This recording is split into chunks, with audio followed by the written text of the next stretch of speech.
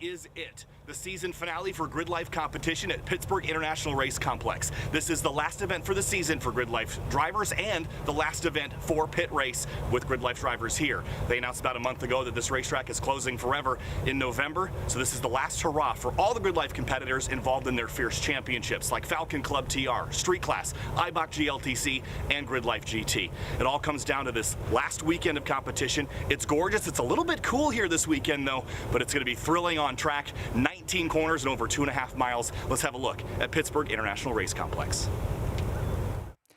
Pittsburgh International Race Complex is about 25 years old. It's a 19-corner racetrack and a premier facility in the northeastern United States, and it all starts with a run down towards turn 1, a fast fourth-gear left-hander, but there's a little bit of a kink right after it. Turn number 2, you track all the way out to the edge of the road and fire yourself down to turn number 3. This brings you down an incredibly steep hill down to turns 4 and 5, where you jump on the brakes and use the uphill compression to slow the car down, and then you throttle up, use all the torque you have in your car all the way up to turn 7. It begins the flowing S's, 7, 8, 9, 10, and 11 before setting up for the braking zone for turn 12. Passing opportunity with a surprise move down there on the wheel-to-wheel stuff. Then up through turn 13 into turn 14 over the crest. That's a blind turn. And then 15 and 16, fast left-right combination into 17. Your last passing opportunity on the racetrack in a hairpin corner. That's about 40 miles an hour. 18 and 19 are not much left on the racetrack as you come back around to the start-finish line here at Pittsburgh International Race Complex. Plenty of action coming your way from this gorgeous facility that will close in under a month. Of GRIDLIFE Pit Race, the season finale for GRIDLIFE competition. Today we're going to be watching primarily the GRIDLIFE Track Battle Championship as the drivers set out for their first of their 3 qualifying heats. It'll be Mario Moroni, Evan McLaren, and Peter Granberg going for the title, and it came down to just 0.03 of a second between them last year. And we'll get a bit of a preview of that alongside the battles in IBOC GLTC, where Matan Rosenberg and Erica Till will get their first practice laps on their Falcon tires, getting set for their epic battle with just 8 points between them. We'll see how they line up for race 1 after qualifying this afternoon. Plenty more, including Drift, GRIDLIFE GT, and some Rush Series action coming your way. And we're back on the East Coast after a trip out west to California. And Kyle Heyer joined by Alex Moss. And Alex, out there in California, we had a fantastic weekend with the GRIDLIFE Rush Series, IBOC GLTC, GRIDLIFE GT, and the GRIDLIFE Track Battle Championship, and Drift to boot. It was a fantastic weekend out there. We didn't have the weather impact the weekend, but it was such a spectacle to see cars out on the West Coast again.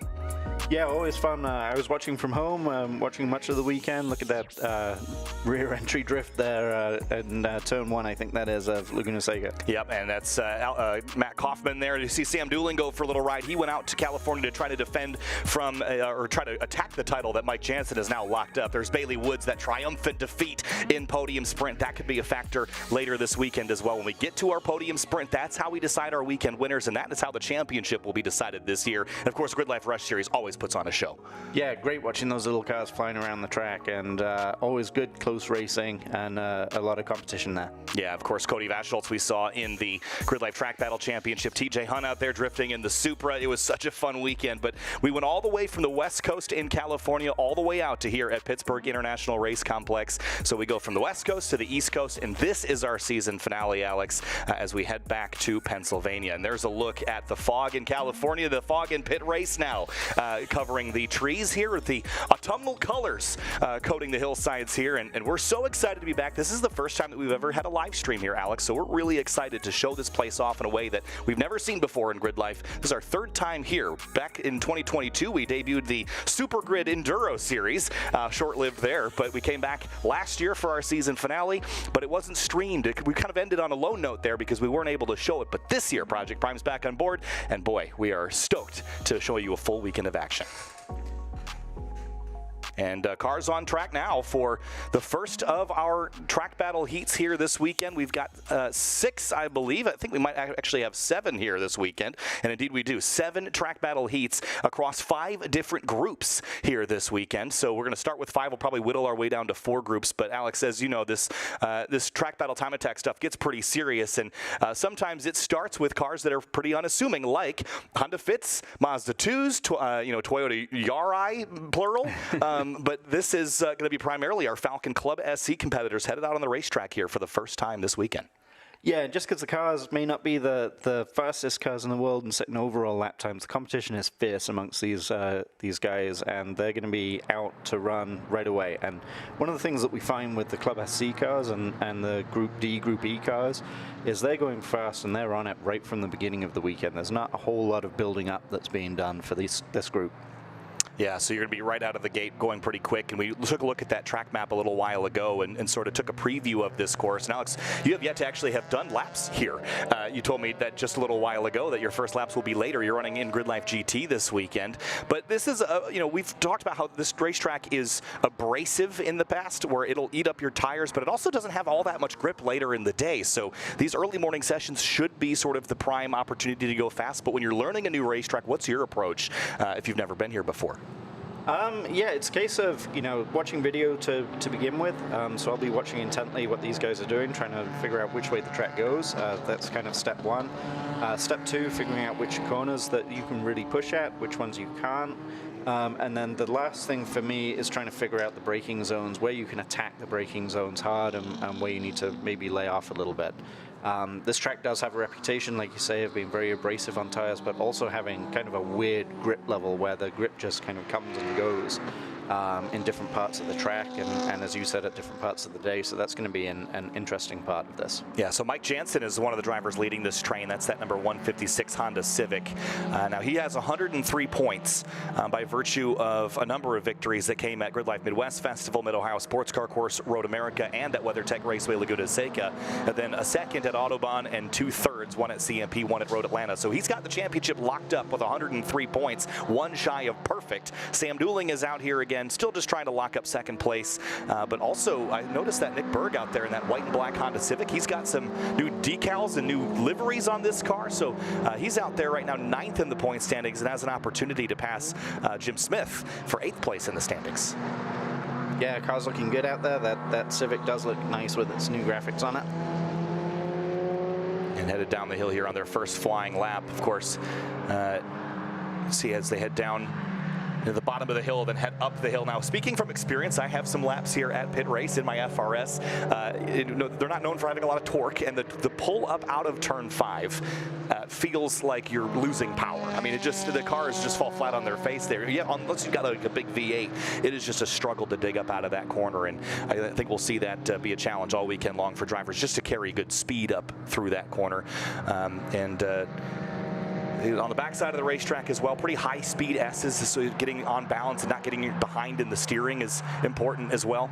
But again, looks like everyone just sort of warming up, getting the feel for this place. I bet there's a lot of drivers that are new to this racetrack, especially, Alex, with the news that this track will be closing in about a month. This is your last real chance to have competition at this level. So there's plenty of new drivers that are here this weekend just giving it one last hurrah. Yeah, I'm sure that was great for ticket sales for GRIDLIFE, getting those last spots filled. The news, obviously not news anybody in the racing community wants to hear, that we've got a track closing. We want to keep all the tracks, especially one as nice and as beautiful as this one. But obviously that's not the way it's going. So everyone's trying to get the time in as they can. One thing noticing here is in the shade, looking at the grass, seeing what looks like frost on the grass there in the shade. So drivers are going to have to be, speaking of learning the track, drivers are going to just have to be careful that they're not putting a wheel off or a foot wrong in those areas that's still covered with the shade. Yeah, it's 38 degrees here this morning. It was even cooler than that just a little while ago. So it is absolutely chilly, and that's going to be tricky for drivers to just get temperature in their tires, especially in front-wheel drive cars, Alex. That'll be a huge challenge as we make our way through the day. Keeping temperature in the rears will be tricky for these front-wheel drive cars. Yeah, it could be. Hopefully that abrasive surface helps with that. I mean, normally a surface that wears the tires heats them up pretty well as well. So hopefully that's not going to be too much of an issue, but you're right though, the getting temperature in on these cold days, it can be extra slick when you first go out. So first times of the weekend, you see Ross Ligabell, well, that's a street class BMW, 203.754 at the top of the order. And Mike Jansen, one of the Falcon Club SC cars, we're following a 215.348. And we'll be able to show you track records throughout the day as well, but when those pop up at the top of the screen, we'll give you a pretty good understanding of what the weekend has in store as far as track records. I don't think that we're going to see a lot of them super early on here in the weekend. Maybe if you've been here before, you'll be a bit more aggressive, but for Falcon Club SC, the track record is a 210.980 set by Chris Rice here last year, so we're still a good bit a ways off of that. Yeah, so is Ligabelle that 911 that's out there? No, that is Amos Winter, I believe. Ligabelle's in an M3, Street Class M3. Okay, Street Class. Yep.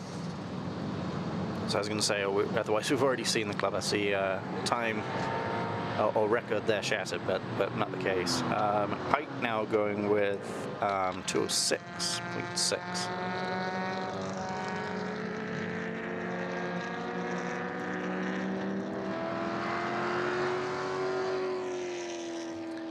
So heading down, and you see the braking even for the orange fit there, just as soon as he hit the brakes, how much the car kind of wobbles on the binders down there.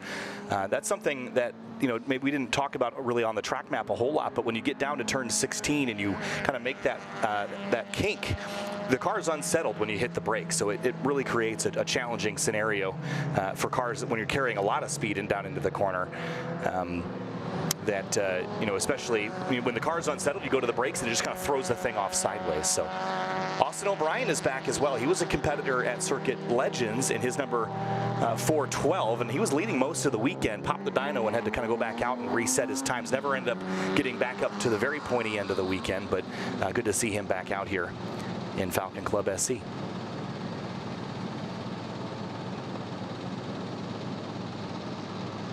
Here's another look at I think this is the David Best in the 134. Got a bunch of new stickers on this car, so almost unrecognizable other than the orange color. And at the moment, he's right behind Mike Jansen, who went 3 seconds quicker his second lap out, 2:12.058 for Mike Jansen. And Best only 3/10 behind, 2:12.330. Yeah, we get a little bit of traffic jam here coming up. I think that's on the back straight there. Looks like one of the new Integra there, which must be Club TR or street car. It's a street class car. It's the 640, I believe, on the timing and scoring. At least that's the number that's showing, but I don't see it having completed a lap just yet. But here's David Best in that orange number 134, coming down over the crest onto the backside of the racetrack here. And looks like Sean McPike goes to the top of 2:02.768. For now, that's in the 776 car. Here's a great look at turn 12. This is another challenging turn, but you have to hit the brakes coming right out of a right-hander, and very easy to go off there. And really traffic-packed on the backside of the track, isn't it, between the 134 of Best. There's Nick Berg. Sam Dooling is in trail there. And off into turn 17 again. Austin O'Brien kind of having a braking battle there with that Integra. Amos Winter in the 911 that you saw up to P5 and off into the grass is the 640. A lot of steam there coming off it. A lot of moisture maybe hitting the brakes, or hitting brake rotors, I should say, not hitting the brakes, isn't applying the brakes. But yeah, hopefully we'll get that car back on track and out the way, and we won't have to have a yellow flag to retrieve it. Yeah, so the 640 Elaine Mbuku that is in that car and has yet to have completed a lap, so maybe didn't have the brakes up the temp and maybe just missed the braking marker there. I think also the distraction of traffic on your first lap, Alex, when you're just trying to sight your braking markers, having cars all around you is probably not where you want to be necessarily. Yeah, traffic management definitely a skill on its own, separate from just driving the car, but being aware, knowing when to ignore your mirrors, when to look in the mirrors, that's a learned skill, not something that comes along with learning how to drive a track like you normally would in you know, HPD and what have you. Obviously we are in competition here, and the goal is to set your best time, and in time attack your second goal is to not interfere with anybody else's time. So you do have to be aware of what traffic is doing around you and when you need to get out of the way, get offline and let those cars go by and complete their laps when you're not on a push lap. It's coming back back down and around the far side of the racetrack here. There's that Club SC battle again, Sam Dooling in the 370 and that silver class car, or the silver car I should say. And again, he was one of the drivers that has been chasing Mike Jansen all year long, and Sam was really successful last year. This year though only has won one event. That was back at Lime Rock Park, and it hasn't been without trying. 3 second places, and frustratingly all to Mike Jansen. So that's the level of battle that those two have going on. And I think Sam's a little bit frustrated with how his car is stacking up to that Civic at the moment. There was some rules put into place that were supposed to sort of balance the double wishbone suspension cars like the Honda Civic, the EG generation cars with the Honda Fit. But you know, at Laguna Seca, it came down pretty close. It was only a couple tenths between them for most of the weekend, and just the challenges Dooling had just went off the corkscrew a couple times, just chasing speed, and didn't quite work out the way he was hoping. Yeah, pretty aggressive offs, I think, from what I remember seeing on the live stream there. But you know, I've had those seasons where you're consistently second place by either the same car or different cars. And yeah, those seasons are very frustrating when you are always right there, but just can't get over the hump and get those trophies with the #1 on them. So coming down the hill, there's Nick Berg leading the way in that Civic, Sam Dooling in the 370, and then Austin O'Brien, that's that white and black car in the background. And Austin, it could be a real threat this weekend. We'll have to see how he handles pit race. At the moment, I think, you know, you see him P12 overall, 212s at the moment. But Sam Dooling, by the way, has gone a little bit quicker. Here we go. That's what I was looking for, the Club SC graphics there, showing you Dooling on top now with a 211.785 to Jansen at a 212.058. And there's that M3 that we were talking about previously. Some of these fits look so aggressive with how low that front bumper runs, and now they have that air dam really down low on the ground. It makes the cars look super aggressive and super cool for such a little economy car. Yeah, and again, I think you know, with the bumpers sort of being open to some extent, you know, aero not necessarily, but you can run an air dam on the front of these cars, and some drivers have elected to do that. And I think, you know, reducing frontal area and frontal drag is sometimes the best way to find speed in a car like this, because you know, you're limited to basically 100 wheel horsepower effectively. So reducing drag and making the car as slippery as possible really is your best way of going about finding speed. But Dooling and Jansen already within 0.3 of a second of each other, and chasing the track record, which is a 211 or 210.980, and we're only what, 211.75, about a second off of that. So Amos Winter pulling into the pits. Everyone else going to pick up the checkered flag here this time through.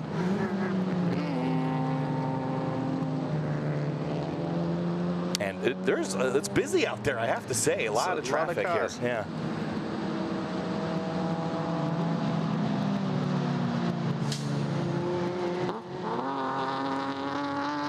So down into turn 1 now with the checkered flag coming out of here for Group E. Again, oh boy, this is getting dicey. Sam Dooling tucking in behind Nick Berg there on the cool down. So of the Falcon Club SC cars, look at Jansen. Went 210.722, and that is already a new track record for Falcon Club SC on that last lap of asking. So that will immediately put Jansen to the top of the seating for the podium sprint later this weekend, and now also earn him provisionally that extra point for the weekend. Not that he needs it at this stage, but if he were to go on and win this weekend, that would, I think, give him the perfect 104-point score, because he had 26 points at Ohio, 26 points at Road America, 26 points at Laguna Seca. 4 events, 4 track records is a perfect season as far as track battle competition is concerned. It's only been done a couple of times, and he's set up to do just that if he can carry this through to podium sprint and win. Yep, and of course, for those unfamiliar with the format of track battle here, we've got 7 heats for drivers to seed themselves for the podium sprints. They're still trying to set their best times. Records all count in those heats, but they do not count for the final positions, at least the final positions of 1 through 5 in the class. That is settled by a special session on Sunday afternoon, where the drivers essentially go head-to-head in one session to see who can set the fastest time in that session, and that will set our podium and positions 4 and 5. So cooling things down now for Group E, and we'll get set up with Group D, and we'll kind of see what we have throughout the weekend as far as run orders and things are concerned. But I think the biggest challenge this weekend with you got 7 heats. The best heats are probably the morning ones. We're going to have another one around 11:15. That might be the one that we'd expect to be real fast. But again, I think I'm curious to see how this track progresses throughout the weekend, because it's going to be cool, but we've seen that this track in the past gets slicker and slicker throughout the day. So is it still going to be as good at 11 as it was this morning? I'm not sure, but the drivers certainly aren't quite ready to take advantage, unless your name is Mike Jansen, of course. Yeah, I mean, there's the learning the track, there's the building up and what have you. There is also such a thing as it being a little bit too cold, and there could have been some of that this morning. That will remain to be seen as the weekend progresses, as you said. But the cool temperatures throughout the weekend should be good for times in all sessions. So the next group is going to be primarily Falcon Club TR, and there's going to be some street class kind of mixed in, a couple street GT entries as well. Look at how many cars we have. I think we've got almost 100 here this weekend, Alex. So it is a lot of cars headed out on the racetrack here in short order for this next session of Track Battle Time Attack. Yeah, and one thing to remember now, with this track closing, anybody who sets a record this weekend holds that record forever. It will never be broken. So there's a little bit of extra incentive to try and go out and get that time attack record and be the fastest ever forever. That's a big asking for a lot of drivers. To just hold a record permanently in any class is a big deal. So I think this is the 915 of Dylan Rogers. He was the first car to be released, and he is one of those Club TR cars. And we talked about the championship fight that we'll have, and we're going to see that primarily take shape in Group B. But Club TR has been one of GridLife's sort of internal classes that runs on a spec 255 with Falcon RT660 Plus or RT660 tire. And the level of competition in that class is severe. I mean, it's so incredibly tight between the drivers at the pointy end of the field, but all the way through the field. S2000, Civics, GR86s, Integras. There's all sorts of cars that end up in this category with some engine swaps and things. They're really cool cars, but honestly, some of the fastest cars you'll see at a track like this, where cornering G is really how you make speed. Yeah, Club TR cars are great. They are really one step below, or I shouldn't even say below, it's one step away from a GLTC car. They can still be street cars. They don't have to be fully caged. They don't have to have all the safety equipment that basically ruins a GLTC car for driving on the street. So these Club TR cars are incredibly light, a lot of grip, not a ton of power, but still good power, a little bit of aero, and a lot of competition.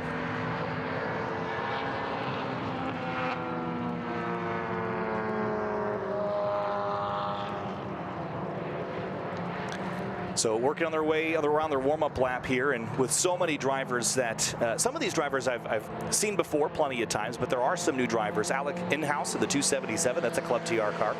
Joseph Heffernan is on course in a Street GT entry as well. Let's see, James Nichols, I believe, is a new name to us. Marcelo Alderossi, Garrett Bolton, and a handful of others are all new. So this is going to be their first, maybe their first pit race experience, maybe their first GridLife track battle experience as well. So there's a lot on the line here as we work our way up to speed. Yeah, and this morning, actually, I got caught in the track battle meeting trying to find my way up here, and there was a lot of drivers in there. It was a very heavily attended track battle meeting, which obviously we're seeing that borne out with five groups, I should say, and a lot of cars in each group. So you'll see now on the left-hand side of the screen, sorted by class index, basically. The faster classes are up top, the slower classes on the bottom, and the Club SC cars are going to get knocked off this list next session, because they're all basically contained within Group E. But you see Bolton at the top of the order there, the 619. That is one of the drivers I mentioned that is new to us here this event, and he's so new I don't even have a car assigned to him yet, or do I? 619. Trying to see. It is a Toyota MR2 of all things, so that's an interesting car to have in Club TR. We'll see what kind of lap times it can lay down. We haven't had a Club TR car set a time just yet, and next time around we'll be seeing those times come across the board. Yeah, watching this E92 M3 right now of Chang. Beautiful cars. I used to have one of these. I always think these are amazing cars. Very good looking cars, and he's making his way around now, I think, to complete his first flying lap.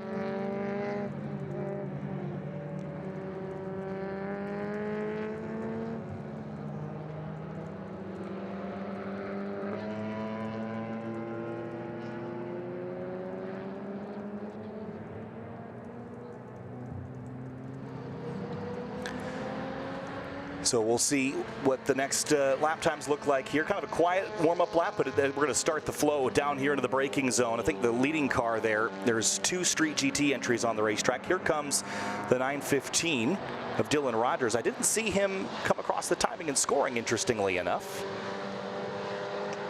There he goes, 210.833. Now we're a good ways off of the track record in basically any class, I'd imagine, in this particular heat. But we'll keep an eye on how things shuffle. There's the 229 of Nick Erlenbach, and he'll go to the top for now, a lap in. Oh, Rogers, big slide leaving turn 4. He gathered it up, but I think he's going to knock off this next lap attempt. And you sling it down through 3 and 4. You charge that turn really hard, and you kind of throw it to the left, throw it to the right, and you just hope it sticks. But the track's falling away from you there a little bit, so it can be tricky to have the thing grip up if you jump the curbs too hard. Yeah, that was not, or that won't be his best lap of the weekend, I'm sure. But did a good job of collecting that up, keeping it on the track, keeping going, and preserving the session for everybody. Well, he's using a lot of curbing, and again, the curbs here at Pit Race, they're relatively smooth, so you can get up on top of them at the apexes, but in some of the faster areas like the S's, there's a bit of a trade-off with how much curb do you want to use to help rotate the car and how much is going to upset the car. And then especially on corner exit, there are some kind of rumble strip curbs, but they're short, so you can't ride them on corner exit like you could at like a Watkins Glen or Road Atlanta or something like that. They end very quickly, so it's easy to drop a tire. You see there, just a very short strip. So we generally are going to use a little bit of apex curb and maybe leave the exit curbs alone. Yeah, and good contrast there, looking at an old, what's that, an MB Miata being followed by, I think, a C7 Corvette. That's just a much bigger and more powerful car. And that's what you get with TrackBattle, the crazy diversity from Club SC all the way up to Unlimited. Was that C6? Must be a C6. I think it is a C6, you're right. Yellow flag waving here on the front straight because one of the Ford Fiestas didn't really get moving there, unfortunately. Didn't catch what car that was, but if I had to take a swing at it, well, I thought there might have been a Fiesta in street class, but it doesn't look like it. But here comes this Corvette. Just get a number on the side of this. That is the 771. I think that is an Unlimited car. 701. Marcelo Alderossi. That's the car I think that we saw earlier. And this is kind of a wild-looking car. This is an Unlimited class car. And maybe in Group D, we'll probably see him claw his way up the order a little bit. But yeah, big diffuser on the back of that car, big dual element wing. It's obviously, you can see a big splitter there, 4 canards on the front. A lot of aero on that Corvette as it's making its way around. Yeah, see at the bottom of the screen there, best lap at a 2:01.213. I imagine we'll see that lap time come down quite a bit by the end of the weekend. You never really know with cars like this, how much effort or energy they take to drive at a super high level. So sometimes it's worth going a little slower to start things off and working your way faster and faster throughout the weekend. Yeah, and I expect obviously we'll see this car. Oh, trouble, 550 car. What is that? It's a Renault? Yep. This is cool. I don't know that I've seen one of these before in Club TR. And here's a look at a replay here. Ooh, he was side by side with somebody and just a super short wheelbase and went around. And went around for a loop. But that is a cool car, I have to be honest. I've never seen one of those in GRIDLIFE competition. Yeah, unusual to see for sure. I don't even know the model off the top of my head. I would say Clio by default, but I don't think it is. It looks smaller than that. Clio, yeah. Yeah. And I'm not real versed on my Renaults, Alex. They're not things I see a lot on the street, but I'm a big fan of that. Yeah, anything after the 90s, I'm not too well versed on either. Yeah, that was the 550 car, which I didn't have on my list as of last night, so it was probably a late registration, but Either way, see Erlenbach at a 202.724, and Club TR still Kevin Horn is here in his FRS at a 203.9. And the track record we're talking about for Club TR is down in the 54s, 154.213 for Peter Granberg and a 154.210. By the way, that was the difference in the championship last year, 3/1000ths of a second between the rear-wheel drive record and the front-wheel drive record, and we'll likely see those two drivers go up against each other again this weekend when we get to Group B later. And here's the 528 in a Mazda MX-5 now. Again, there's lots of stuff getting thrown at us here, and I think the 528. My entry list is only updated as of last night, so I'm gonna have to track this one down.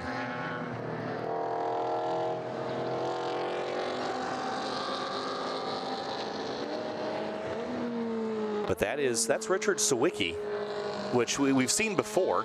Yeah. In a different car, but this might be a more different MX-5, I suppose. But running top down, I suppose. It's cool out there, but I would think that you'd want the top, even if it was a soft top, you probably want the top up for drag purposes, no? Might not be allowed to. I know it's been a long time since I was driving a tracked street-driven S2000s, but different tracks had different rules on whether you could even be top up or top down for a soft top. So there may be some track rules involved there. May just be personal preference, as you said. I don't think that's his normal car that he drives with us. No. So maybe just, you know, enjoying the drive here and enjoying the event. I suppose it's neat. We haven't seen his NC before. He normally runs an NB either in Falcon Club SC or in Eibach GRIDLIFE Touring Cup trim. Yeah, and that's not to say that he's not going to be trying to be competitive, but there's a difference between an event that you're showing up to try and win and an event you're showing up to enjoy the event. And sometimes, not always, but sometimes they can be mutually exclusive. That is definitely true. Erlenbach improves there. See the green flash at the bottom of the timing and scoring 2 minutes .030 for Club TR in the 229. And Erlenbach is driving also an MX-5, but that is a 2019, an ND generation Miata. Kevin Horn, no improvement that time through. And Chris Kavar in the 811 car, that is a 1993 Honda Civic. I think he might have been the car that was dodging the spinning Renault, and he actually just improved to a 201.987. So, and there is Erlenbach. I really like the ND Miata. We don't see a ton of them in Club TR competition, but why not? They're fantastic machines. Maybe a little underpowered to compete in the class from factory, but again, in the class where you can swap, you know, Honda engines in to make them rev real high and go real fast, this seems like a good chassis to start with. Yep, and that car is soft top up right now, so that eliminates any idea I had about there may be been some track rules about having to have a soft top down, because obviously he's not doing that.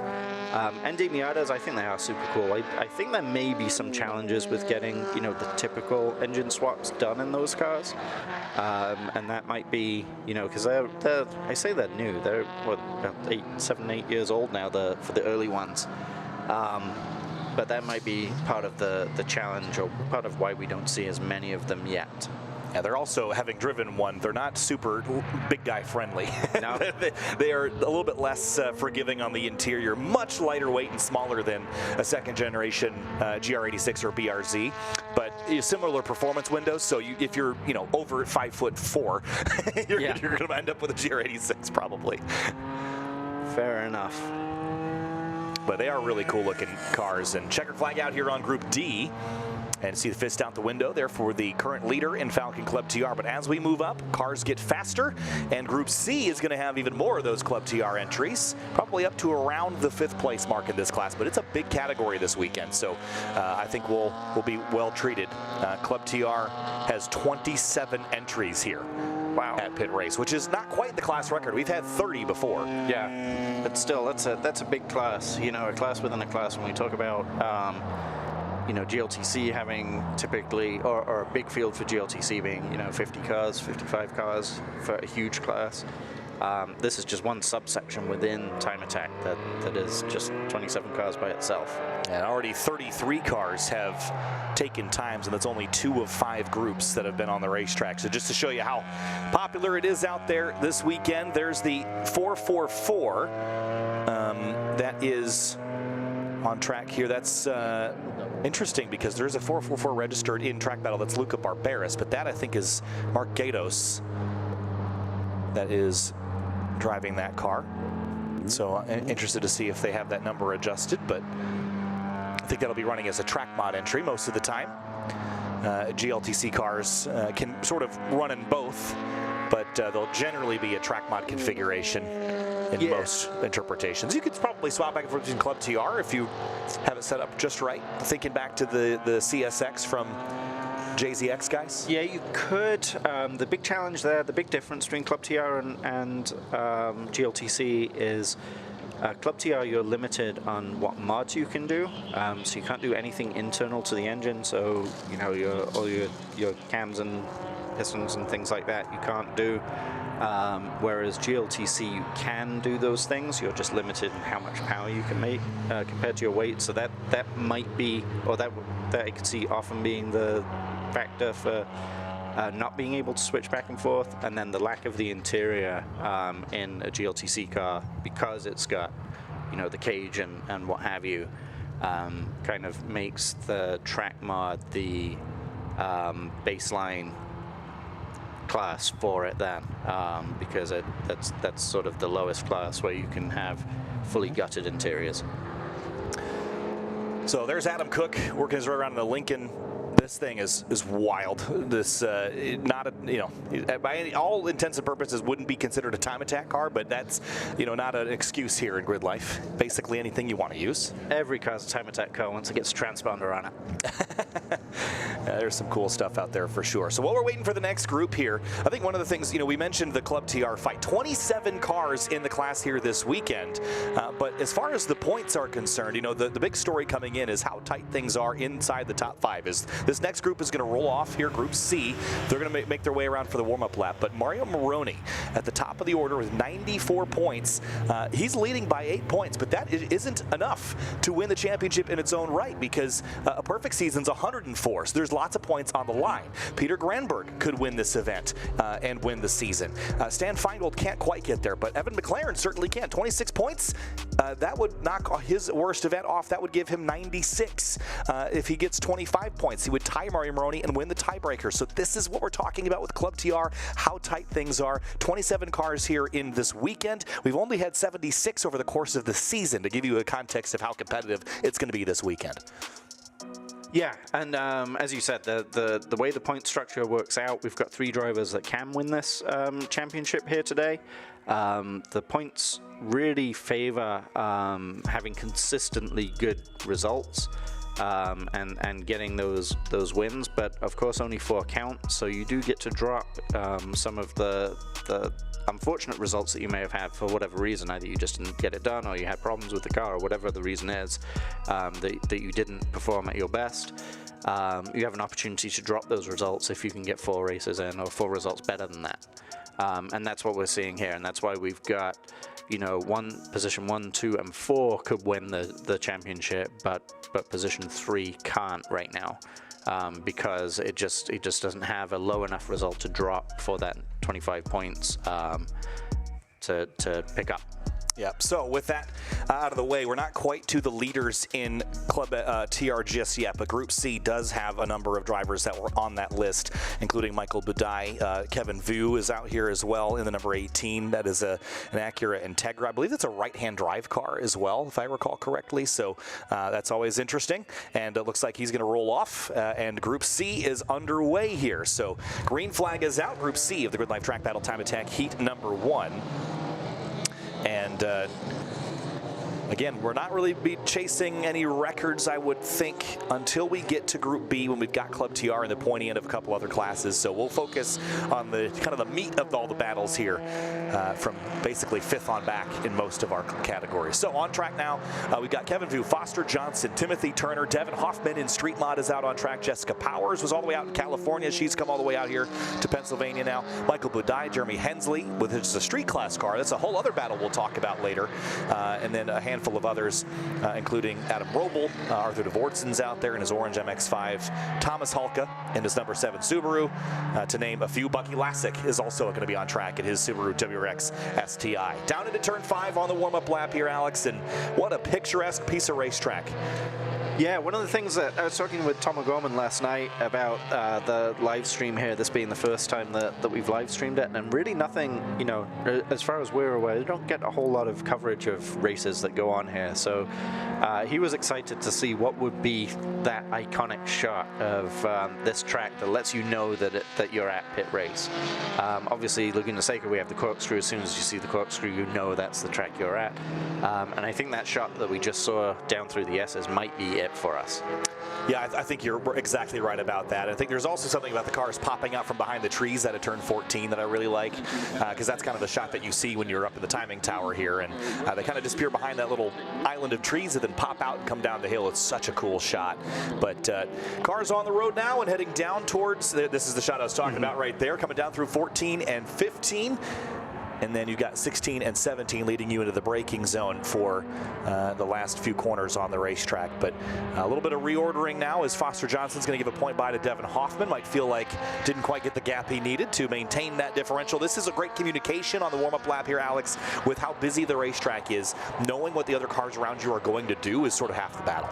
Yep, so you've got a couple of problems here, or a couple of problems for the organizers really. With so many new cars, cars we haven't seen before, where you slot those in on the first session is always tough, and it's not something that can be expected to be right 100%.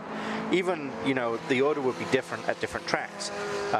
The order that you line cars up at Lime Rock Park, for instance, would be different to Road America.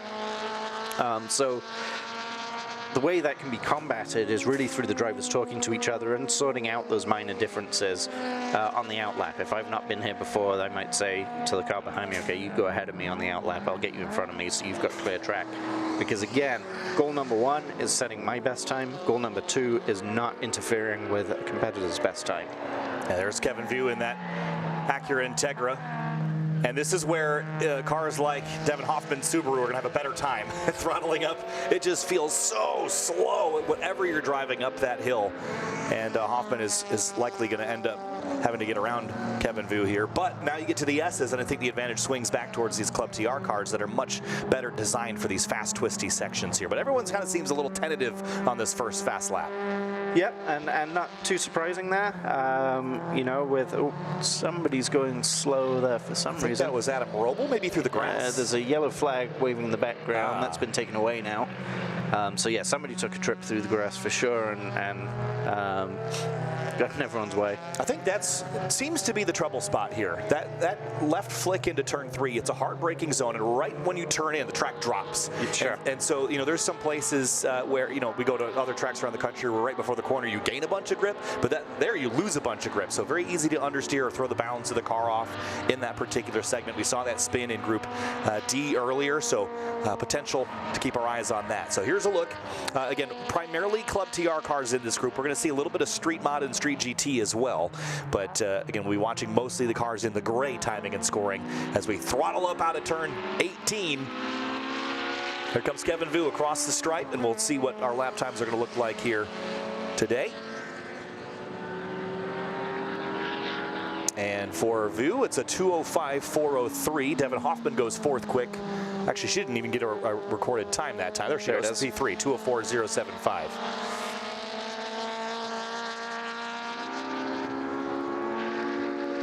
Love the sound of these cars ripping up the straightaway as well. And here's this turn 3. This is the challenging part we've seen drivers struggle with. Right there, the track drops away right at turn in. And then you got to do the same to the right.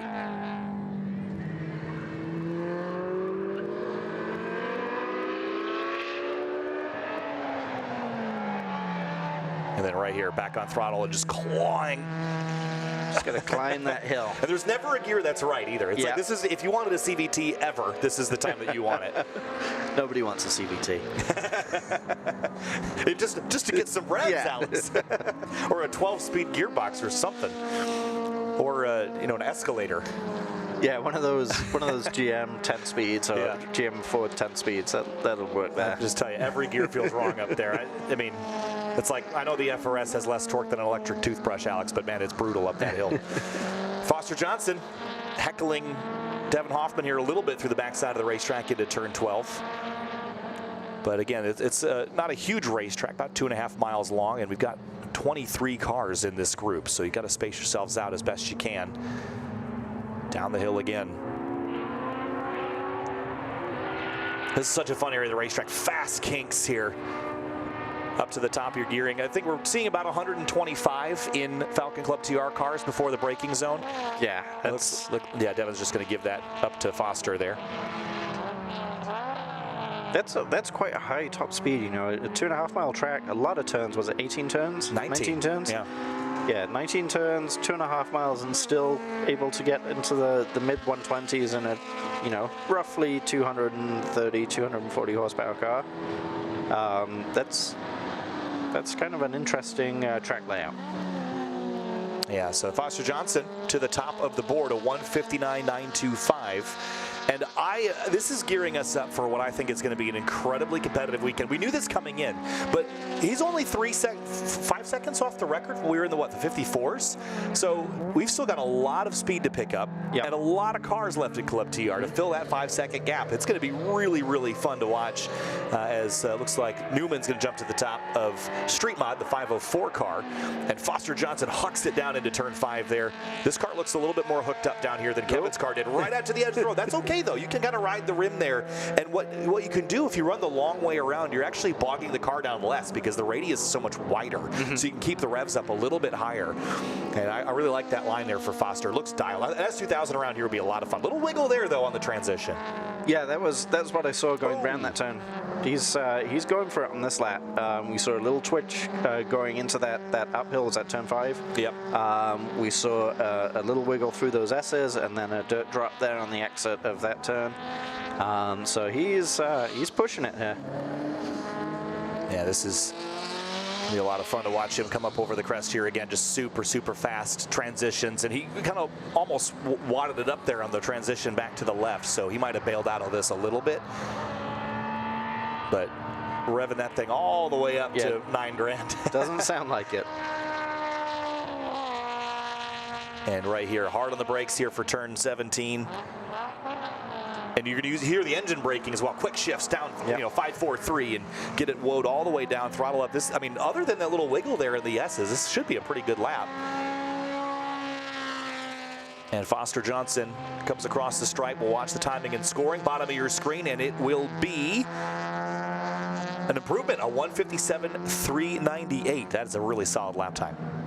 Yeah, I've seen some smoke coming out of that Golf. Yeah, Ethan Brown. I'm not sure if that's a normal thing for that car. I think it might be. Yeah, really kind of a cool car that we've seen a handful of times this year in Street Mod. Now, going back to his results here this season in the Street Mod category, we've seen him at least one other time. That was back at Lime Rock Park, and he scored an 8th place there. And he'd actually sent me some information on the aero on this car.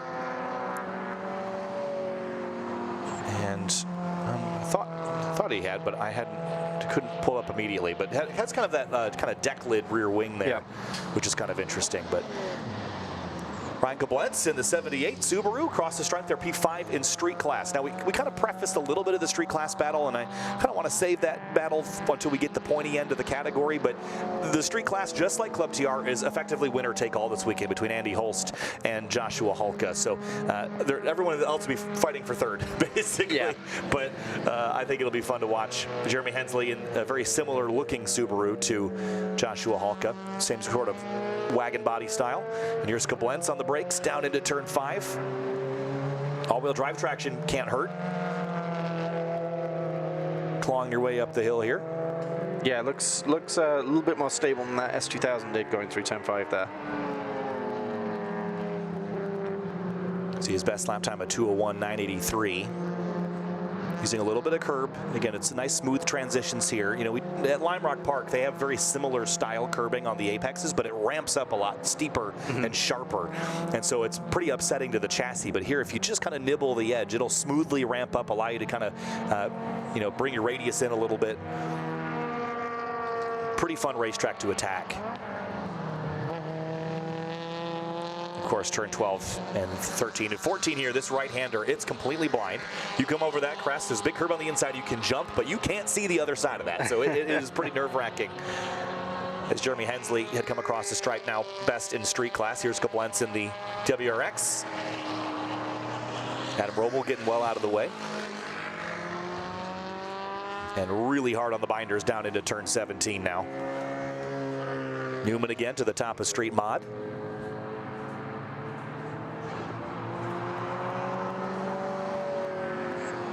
We'll see what they've got this time across the stripe here for Koblenz. This will be checkered flag here on Group C, and Bucky Lasik actually jumps up to second in that Subaru there. 2 minutes, .417. They've kind of been learning throughout the year. The Subimods guys have been really attacking this car, trying to figure out how they can make it faster. We've seen a couple different class entries for this team as they've been sorting out the car, but that's a solid start to the weekend. So much racing experience. Rally driving, motorcycle riding, basically everything in between, and now jumping in the Subaru here in the Grid Life Track Battle Championship. Really cool to see. Devin Hoffman up to second place, by the way, 1:59.015. And Foster Johnson's 1:57. Like I said, it's only 3 seconds off of the track record. And that might seem like a lot for time attack, but not when you've got another, what, dozen cars to, maybe not quite a dozen, but there's a handful still left to go. A lot more cars, a lot more sessions to get those times down, and I think we'll see that happen throughout the weekend. So working our way around to cool down here. And the weather today, you know, we talked about how cool it has been.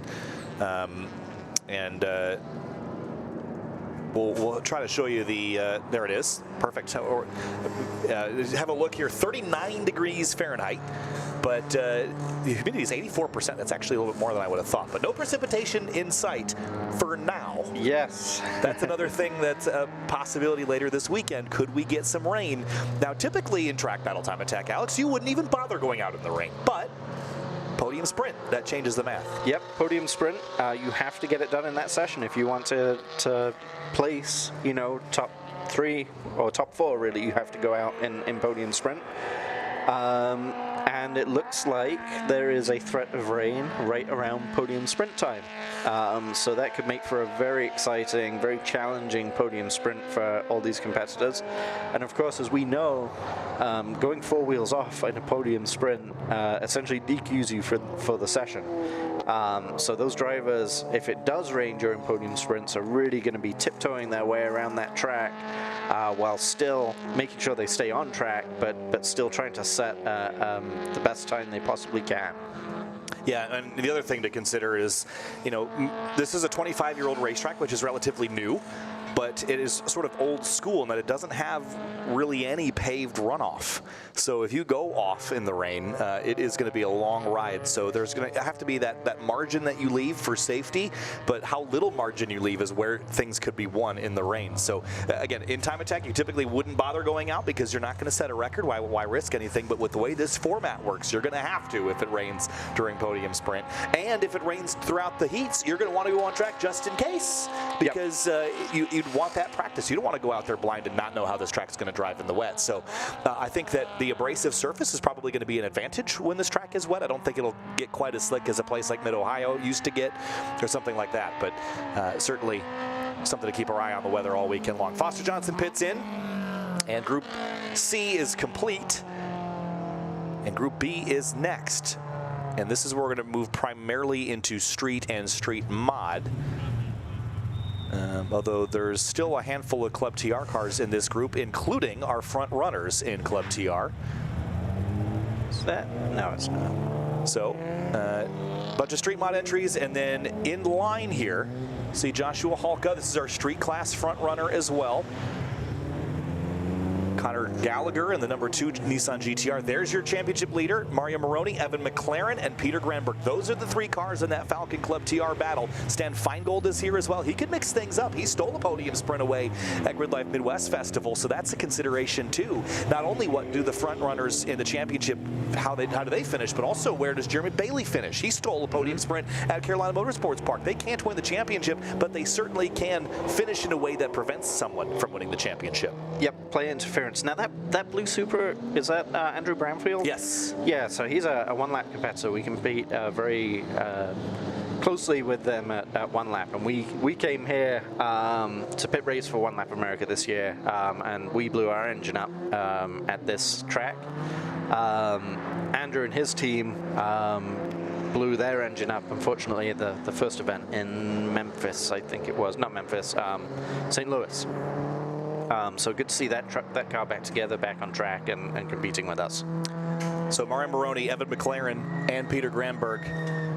These 3 will be battling for the title once again. Now, last year, 3 1/1000ths of a second was the difference. Evan McLaren had the advantage, and you know, it was such a tight margin between those 2 last year, but it wasn't a podium sprint format event.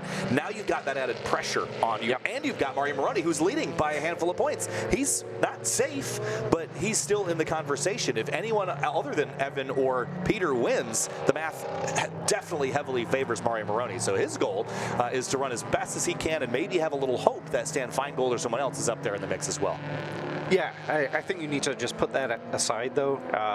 You know, I'm sure they've gone through the machinations over the past few weeks, figuring out all the possibilities for how these cars finish. And then in the shot there, the gray Mitsubishi Evo and the white Subaru WRX, those are your street class championship leaders. Same story as Falcon Club TR. Winner take all this weekend. Whichever one of those drivers wins is going to win the title. Coming into this event, it is Joshua Halka's advantage by what seems like a large margin. It is Halka with 102 points and Holst with 78. But if you give Holst 26 points, a win and a record, that gives him 104, which is better than Halka's 102. He only needs to actually just win the event.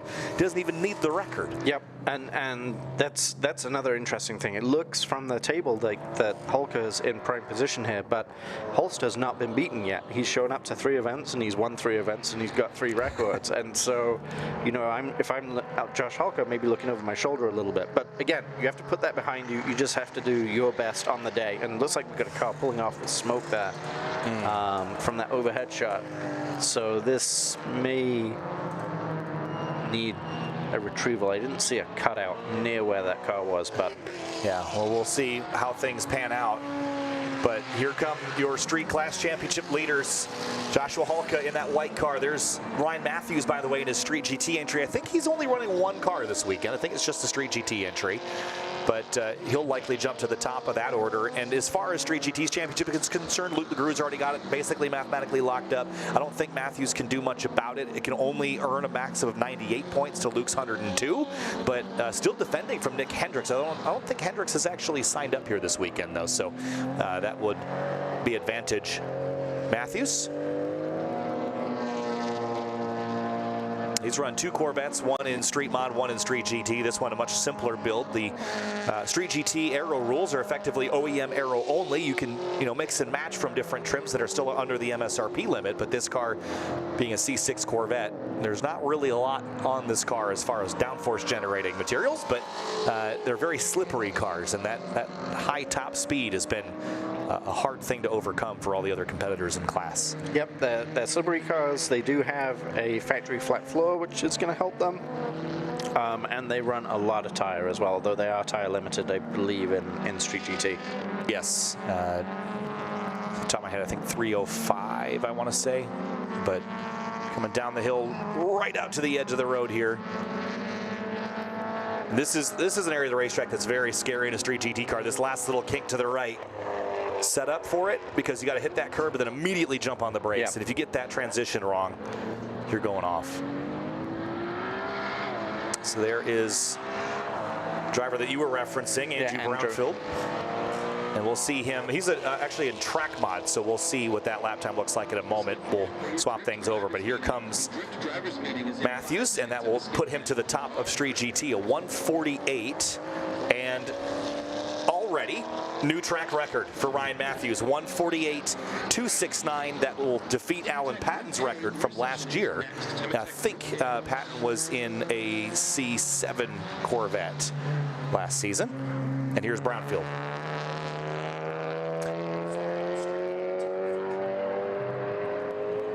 Peter Granberg to the top of the board in Club TR, and already seeing that rear-wheel drive BRZ, 155.892, 156.283. Big slide from Andrew there, putting the power down at turn 5. And carving his way, on the curbing here. Big lock up there with the right front as the car was kind of wiggling around.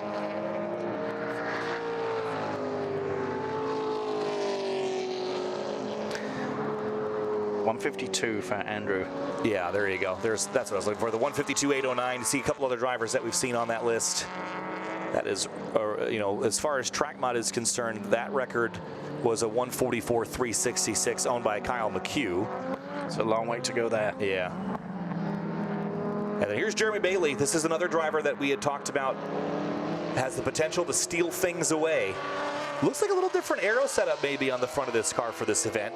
Kind of blocked off some of the ducting for the brakes, and I wonder if that is sort of a drag reducing thing, and maybe because the low ambient temps, he's not super worried about temperatures in that car. But oh, for sure, yeah. If you can block those inlets off, all those inlets, that are feeding air to various components, they're hurting you in terms of drag. And if you can block those off and direct that air around the car rather than through the car, it's going to give you a big drag advantage. So for sure, he's running, what you want to do is run the minimum number of outlet or inlets as you can and still get the effective cooling that you need and the effective air that you need. So that's what he's going for there. Well, I have another bit of news for you. Andy Holst has smashed the previous street class all-wheel drive record, a 151.127. That is better by 5 seconds than Tom Halka, who previously held that record in 2022, the first time we were here. So that record was fairly low-hanging fruit, I think, because we didn't see a car in all-wheel drive street last year here, I don't think. So, but Holst has obliterated it, and Joshua Halka really has taken kind of a slow start to this session. So we'll see how this pans out. But if you're looking at that podium sprint session Sunday afternoon, Andy Holst right now looks like the driver to beat.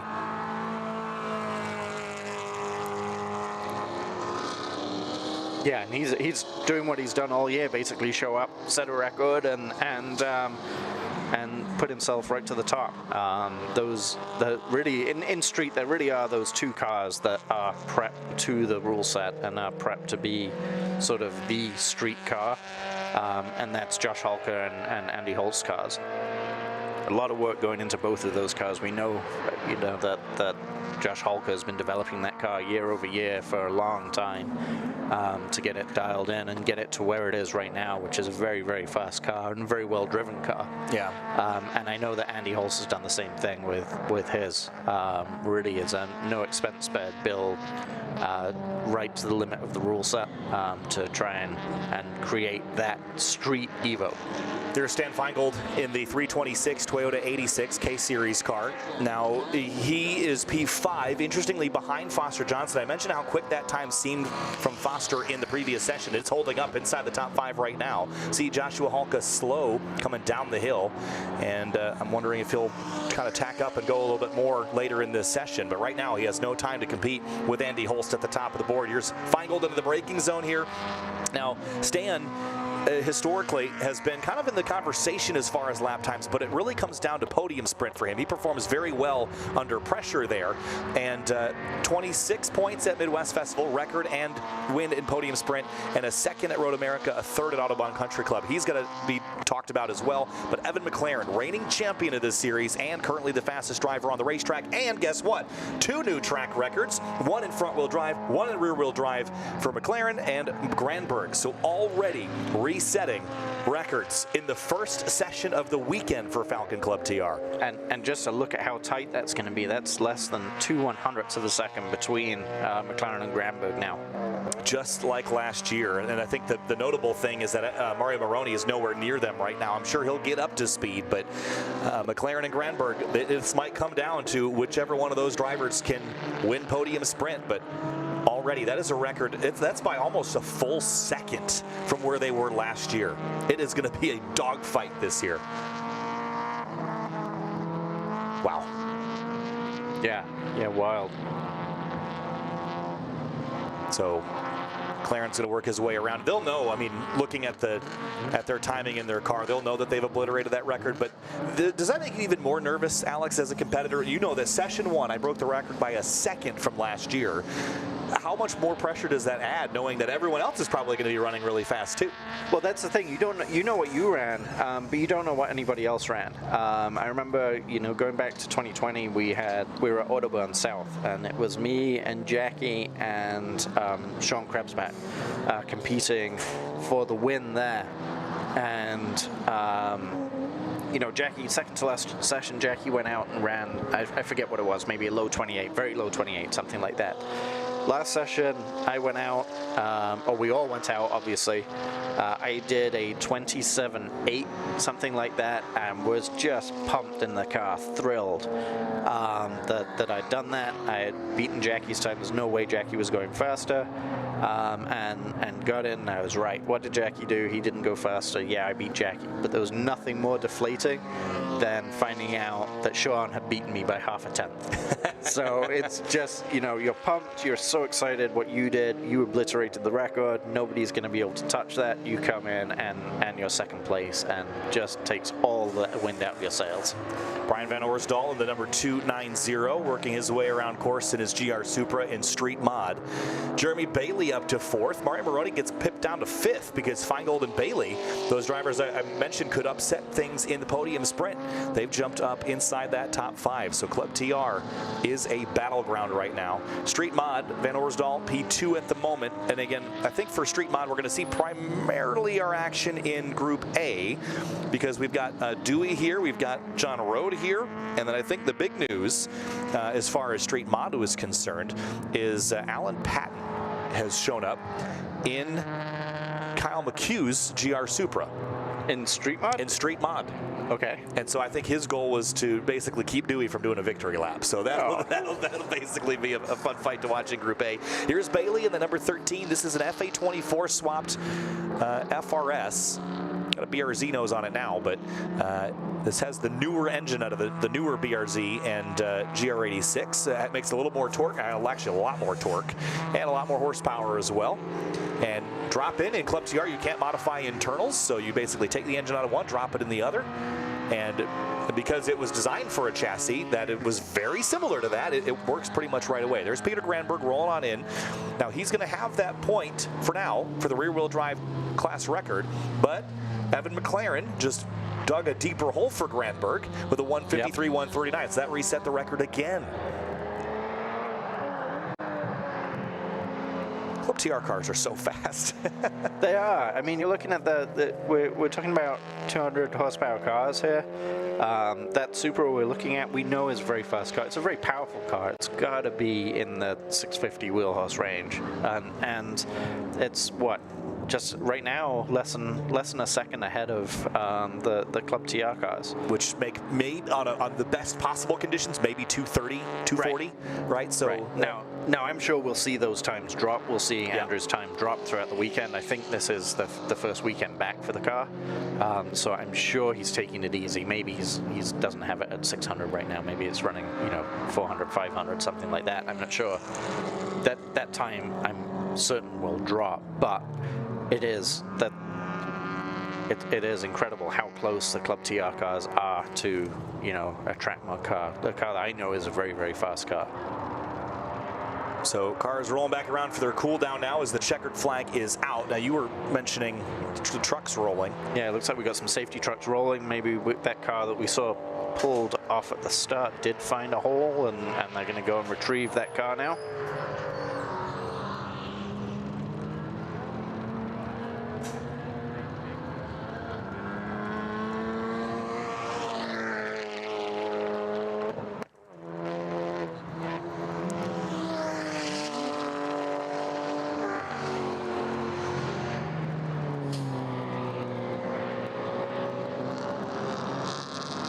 hard, you know, watching those safety trucks roll through the grass like they've got no care for the grass. What a beautiful track this is. Oh, that's Stan Feingold. Oh, and it does. It looks like oil dry there, doesn't it? Oh, it does. And that would be a real shame because he's sitting third right now, which as it stands would qualify him into the podium sprint. I mean, there's a lot of time, 6 more heats left to go, but that seems like that could be a terminal issue. The good news is, he's got 2 days, two days and a couple of hours to get a new engine in there if he stays qualified. Yeah, I mean, the question for you, Alex, is like, you know, at the end of the season, you know, Stan's had a pretty busy year. If you blow up in the first heat of the last event of the year, are you going to thrash and try to put it back together? Or are you going to say, all right, that's the sign that my season should be over, or do you try to get it back together? Depends where your season's sitting. If you are in one of these cars that's in the battle, so if you're Evan McLaren, Peter Gramberg, Mario Moroni, for instance, yeah, you start calling around shops in the area or calling around whoever you know to find a replacement motor and get it in there and try and save your season, because you would look at that as a real lost opportunity. Yeah, and actually Feingold could, in theory, finish as high as second this weekend. So then it would be a maybe for me. Now, obviously, maybe not obviously, but in my situation, I do the best work on the car by staying out of the way and letting the amazing team that we have thrash on it. So it depends on them as well. You know, what does their workload look like? What does the weekend look like for them? Every weekend that we come to, you know, there's areas of focus for the team as a whole, and then there's, I don't want to say everybody else like they're an afterthought. That's not the case at all. But there is, you know, if somebody's going for a championship and somebody's got a 5th place on the line, if 2 cars break, that championship car is going to get priority, obviously, for the resources and what have you to get that car back on track as well. So it depends is the answer. Well, we've got some really cool cars gridded up here for Group A, and this will be our last track battle group of the morning. Now, if you're watching on YouTube, there'll be plenty more action coming your way later at about 11:15 a.m., and we'll do the same later this afternoon at around 3:30 with the final heat of the day, and we'll also have all of our wheel-to-wheel qualifying. We will not have practice broadcast today. We're going to spend the time grabbing some interviews to play out tomorrow, so don't be watching too closely for practice, but qualifying and the rest of the track battle heats will be covered. There's Dallas Reed getting geared up to go here in a couple minutes, but we've got a stacked Group A here with Jim Rauch in the unlimited class Honda Civic, Alan Patton, Dewey DeWitt. There is Luca Barberis, the winner from WeatherTech Raceway Laguna Seca. There's a great look at Igor Keselov in the 369. That's a Tesla Model 3 that is crazy aero. We've got Justin Peachy with, oh my gosh, he went to the PVC section of Home Depot and just stuck every corner pipe he could into that thing. Look at that thing. Big old turbo. What is that? Is that yeah, it's still a V8. I don't know what that is. I mean, it looks like a handful though. It looks like fun. Looks like it's like a video game, like it's clipping through the hood. That is crazy. And then David Bamford is out there, Chris Smith, Andreas Bertulis, who's in an unlimited class fight for the title. Chris Boersma is out there, Bronson McNamer, Josh Briggs, who was all the way out in California. Jeremy Lauder is here, and Luke McGrew is here, the Street GT Championship leader and provisional champion. So this is going to be a really fun session to watch with a lot of fast cars, and it's going to happen in a hurry. But Kyle McHugh in the Kyle McHugh's car being driven by Alan Patton. It's going to mess me up all weekend long. And Dewey DeWitt going for the Street Mod Honors this weekend. Dewey's already locked up the championship. He cannot lose it, but Alan doesn't care. He's going to try to break the record and keep Dewey from holding it. Yeah, and I wonder if this was all kind of set up to be a track mod entry when, you know, we were talking to Autobahn that Jackie had an opportunity. If he went out to Laguna Seca and won there, he had an opportunity to come here and steal that track mod championship off Alan Patton. So I wonder if this deal was set up to kind of defend against that. Obviously, things didn't go Jackie's way at Laguna, so that defense became unnecessary. But if you have an opportunity to drive a car at a track that's closing and hold that record forever, why not come and do it? So since the deal was already in place, I imagine they followed through and just shifted to street mod rather than track mod. And I think Kyle's car has historically run both street mod and track mod.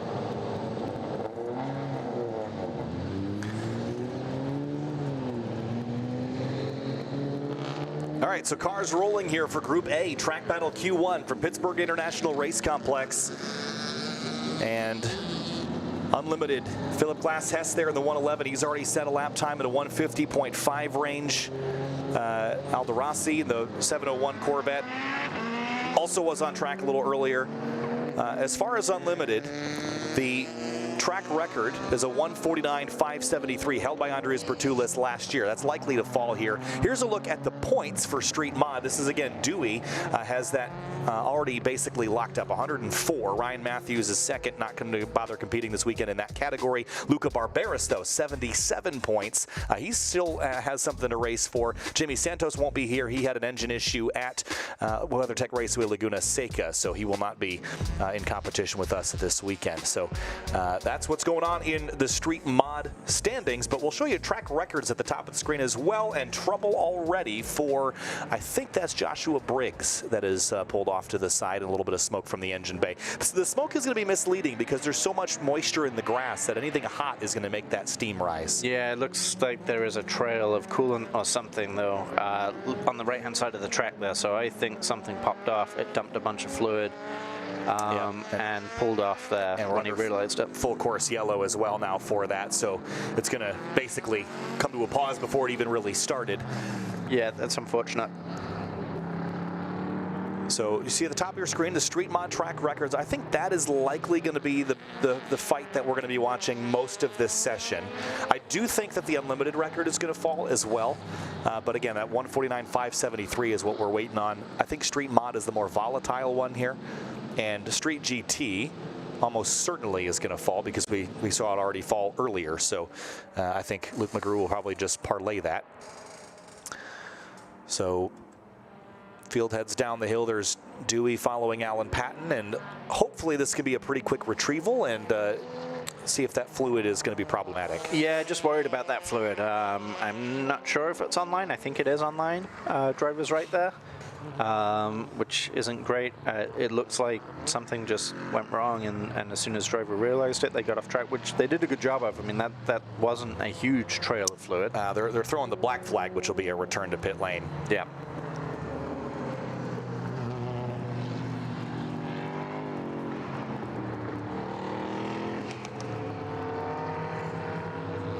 Yeah, you just see the trail of fluid leading off the track there. They did a pretty nice job realizing that and getting off track as quickly as possible.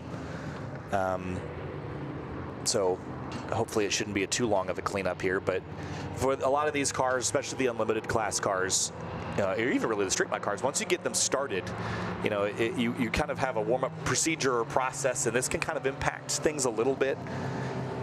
So we'll see if that impacts the drivers at all, but I still think this Street Mod fight between Dewey and Alan Patton is going to be fun because they don't really care about winning the event. The trophy isn't going to mean that much to either of them because for Alan Patton, he is not really in the championship fight. The points don't matter. And for Dewey, he's already won the championship. They just care about the record this weekend, I feel, and holding it forever, like you mentioned earlier this morning.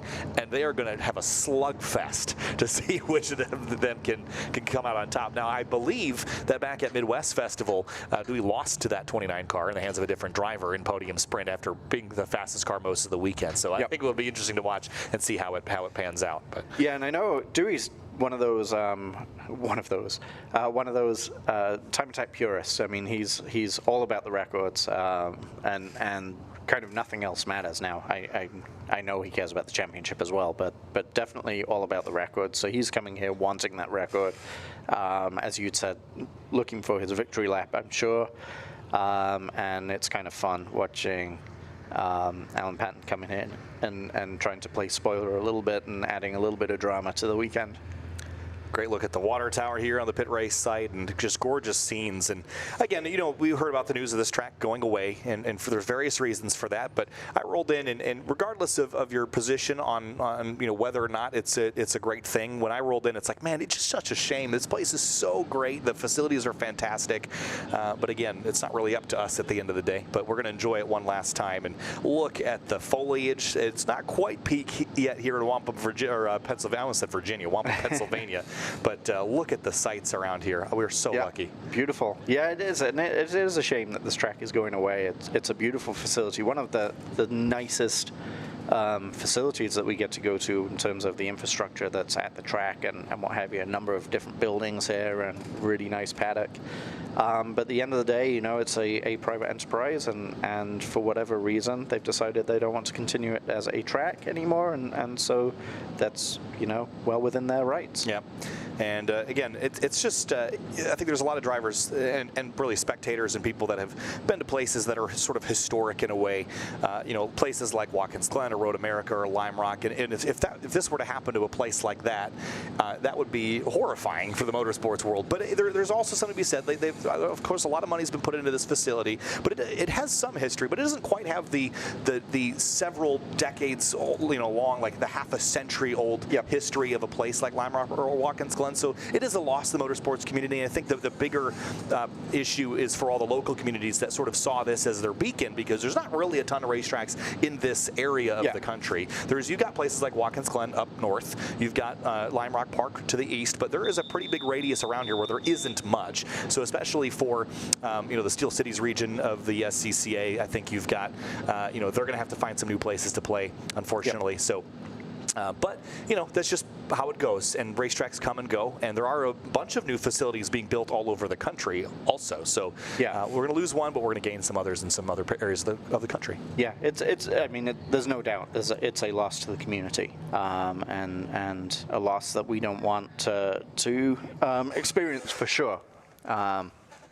So, yeah, it's one of those things, and you talk about those historic tracks, and you know, that is one of the things that I've been thinking about. What would happen if Road America, for instance, fell into the same situation? And I think maybe it's a little bit different, maybe not. I'm not sure. I don't know enough about this area, but the area surrounding Road America is very economically dependent on the track and very much built up around that track.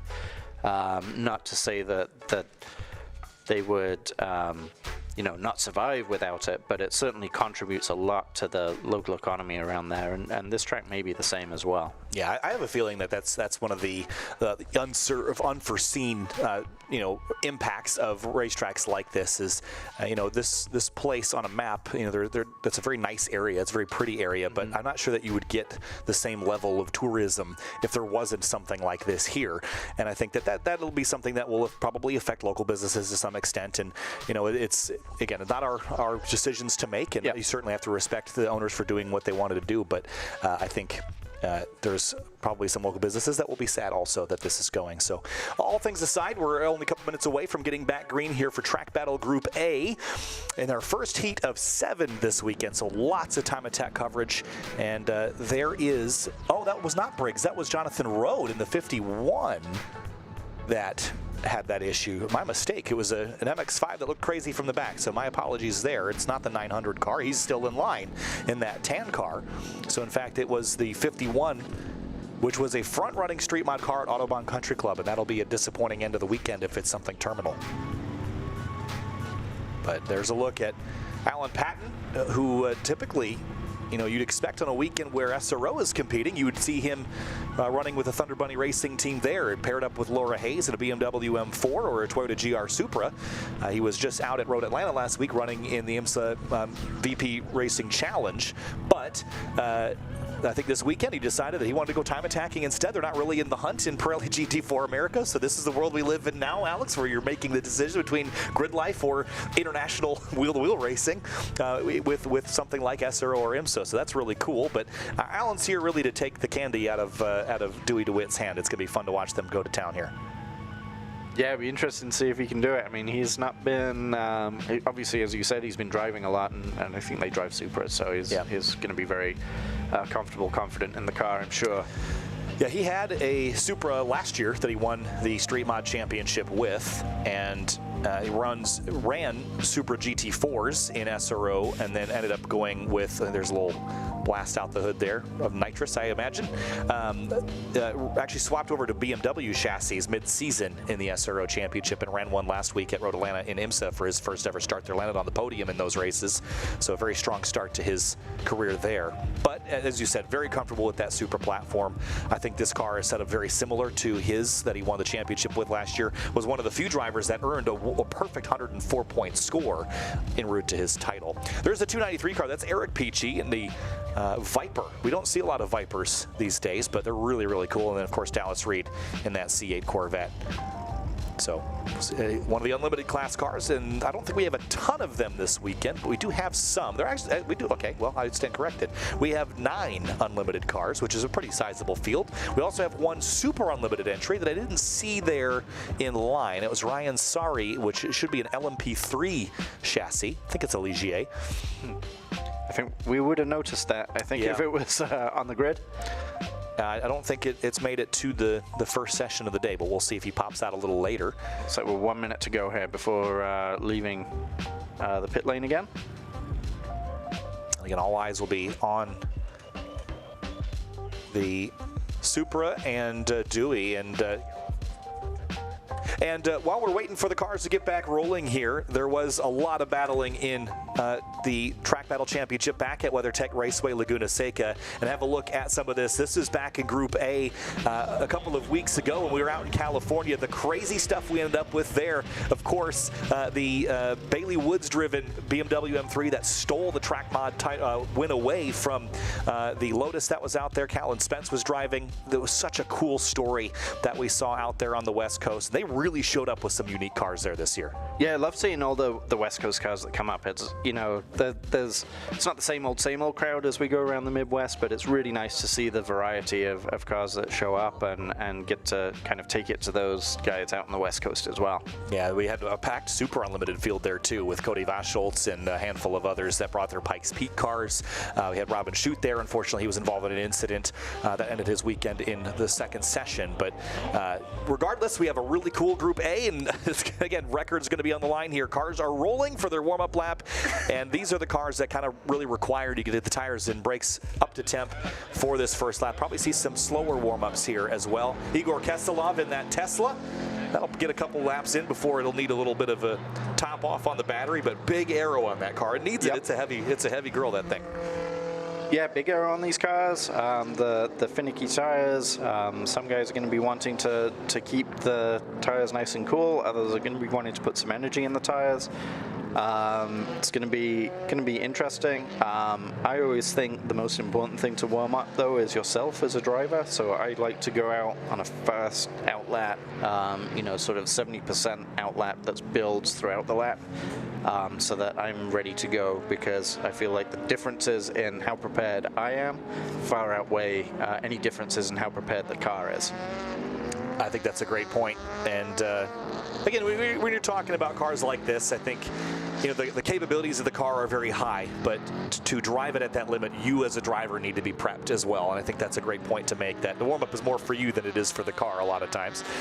But Dewey is going to be hounding Alan Patton there in the silver GR Supra. I think right behind that was Luca Barberis, who went out to California and dominated first session of the weekend in that Supra, broke the street mod record there, followed it up later. Actually, I think broke it again in the podium sprint and won handily there. But great season for Luca. He typically would have driven in the past an Evo in street class, but moving into the street mod category this year with that Supra, and has found immediate success with a platform that, again, we've seen those Supras be so solid with a pretty sort of standardized set of parts now, with a lot of them coming from the PhD racing camp after Jackie Ding sort of scienced out the platform a couple of years ago. Yeah, I think, you know, sort of 5 years, but 2019, I think he really started with that platform. 5-6 years in here, they've really got it dialed, and it's a great tool for almost any kind of racing. There just seems to be a home for it everywhere, and they always do well. Through the speedy dry, Alan Patton not wasting any time, helping clear the racetrack off for us. No, and you see that aero at work as it throws that oil dry way up in the air.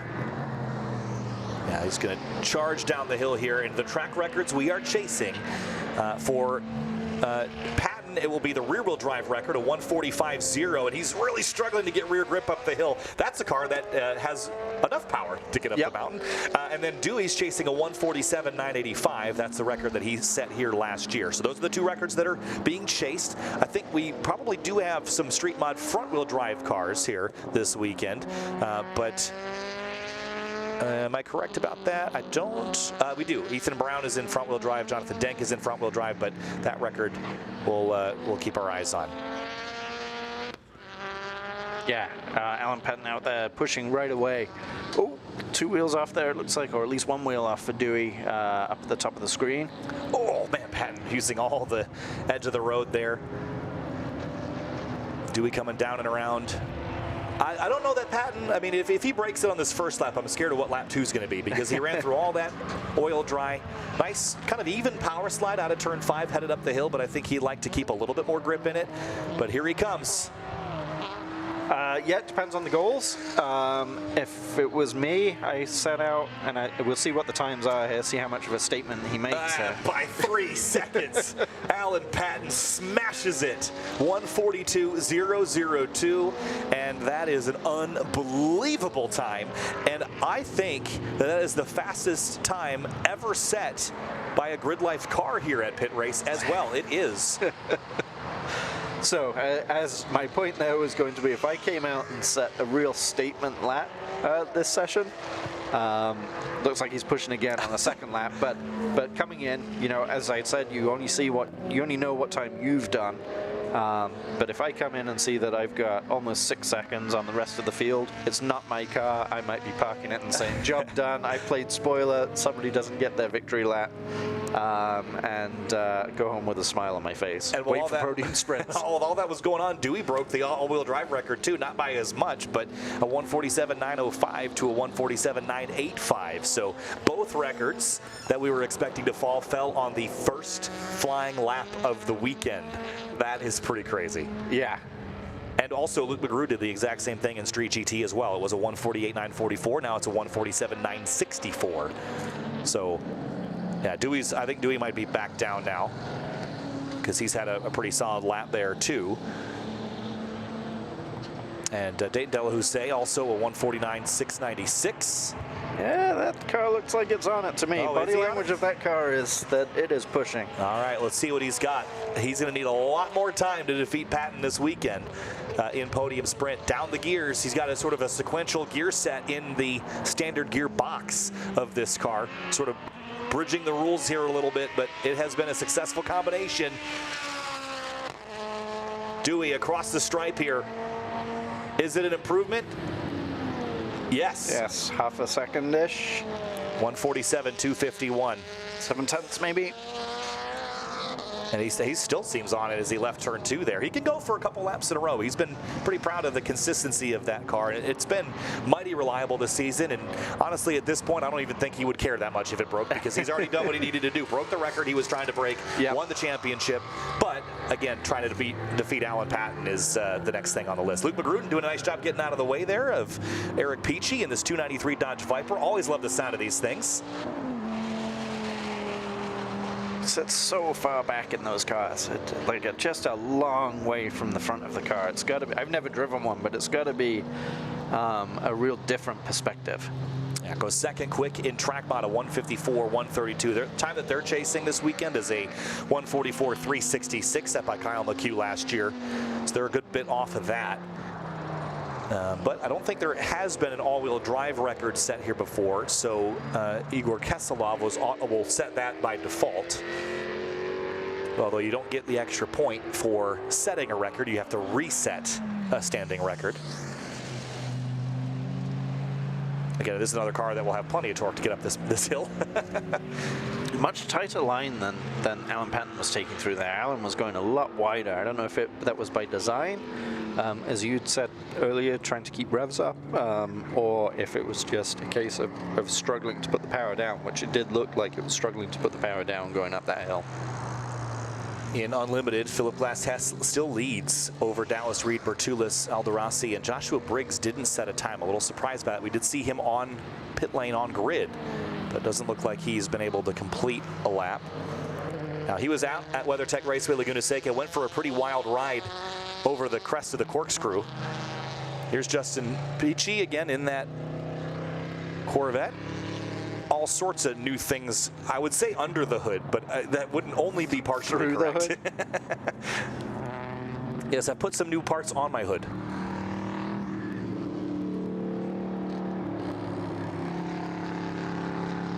Has a slightly different sound to it as well. Maybe it's at the lower revs, but this car has sort of an interesting exhaust setup that makes it sound very smooth and high revving.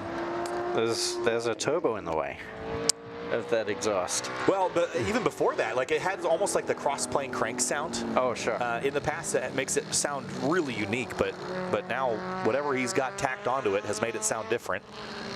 Here's Andreas Bertulis. As far as the championship battle that Andreas is involved in, he can't win the title, but a win this weekend, I don't even think that he can really finish second. He's defending mostly from Jeremy Lauder, who's also here this weekend, in theory. And Bertulis is sitting third in the title fight. If Lauder were to beat him this weekend, it would flip the script and give the Camaro the P3 over the Lexus RCF. Yeah, Jimmy Rock, I don't think we've seen out. No, he didn't go out, did he? No, he was seated for that top spot in grid, but maybe waiting for things to warm up a little bit. It's one of those cars that's running on a Michelin slick that will take 5 or 6 laps, I would think, to really generate reasonable temperature. So maybe needs the ambient temps to come up a little bit to help that. Otherwise, by the time you get those tires at the temp, you'll have traffic in your way, I would think.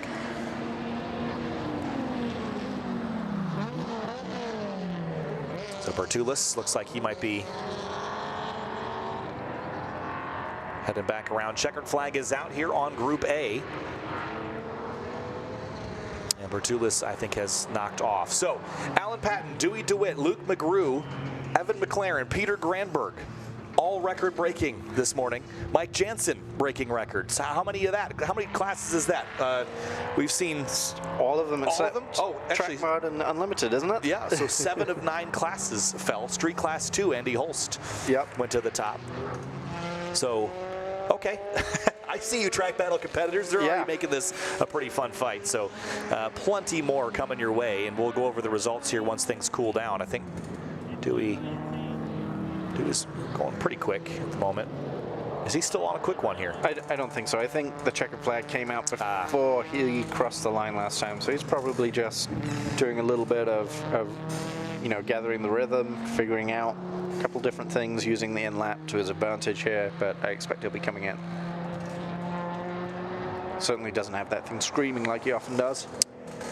Okay, so I just got some update from Ryan Dunham, who was watching from home this weekend, celebrating a new child, so congratulations to him and his wife. But Justin Peachy, this event has a 5.7 liter, I would say just a GM motor. It's not sure if it's an LS or an LT, with the turbo on top. The previous motor was the 7-liter LS7. That's why it revved so high before. And Peachy just went to the top of track mode as well while you were talking about that. Great. So it's working. 48, yep. 48.8. So that will be the last driver, I think, across the line.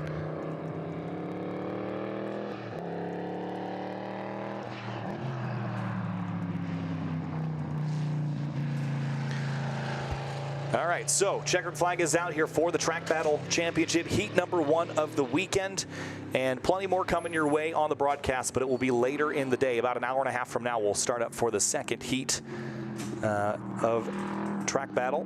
Justin Peachy working his way around.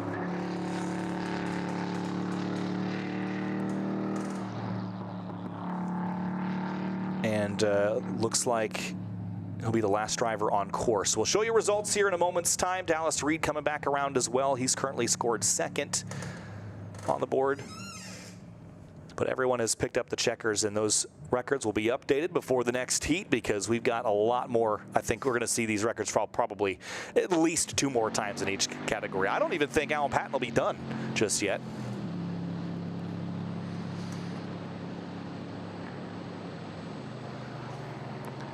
And so with that, we're going to wrap things up here from the GRIDLIFE Track Battle Championship Heat number 1. We've got more coming your way at about 11:15 is going to be the next Track Battle Championship Heat, and we'll see you there in a little while. It'll be GRIDLIFE GLTC practice up next for those of you here at the racetrack.